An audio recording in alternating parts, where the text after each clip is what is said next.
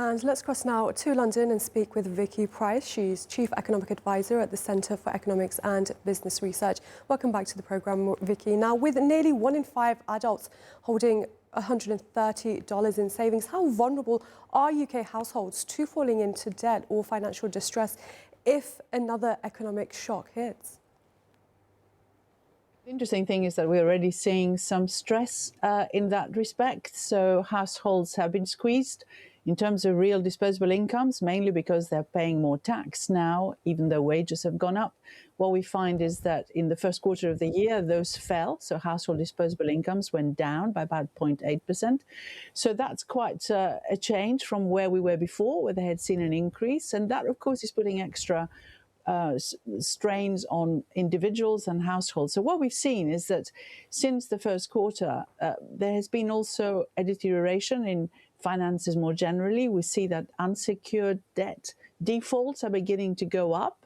Bank of England data suggests that, which just come out. And that means that on credit cards and on other types of lending, not houses, so mortgage defaults are still quite low, but certainly in terms of other type of consumer credit, that seems to be going up.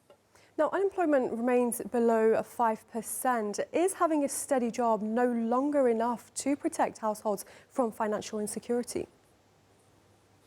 Well, the thing to bear in mind is that the way that the figures are put together, they also look at the overall availability of people and then calculate the percentage. What has also happened, unfortunately, is that inactivity rates have been going up generally. They came a little bit down in the last count, but there are loads of people who are not in employment or training, and loads of people who are not even looking for jobs. So there has been an issue in the market in the UK that even though quite a lot of other countries have seen an improvement in that respect, in people who are not employed or looking for anything or being trained, we in the UK since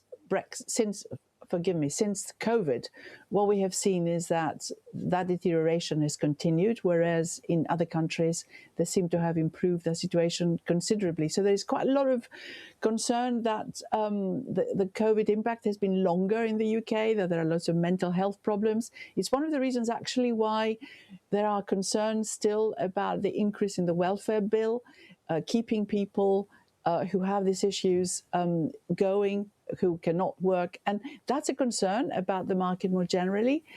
So the picture we're getting is one very mixed situation in terms of where you are in the health ladder, if you like, or even in the income ladder. So there is a concern that the market is unstable in terms of the employment situation. And if that continues, then some of the concerns we've just been talking about, the ability to carry on paying the debt at interest rates which remain very high, is going to get even worse. Vicky Pryce in London, thank you very much for joining us here on TLC World.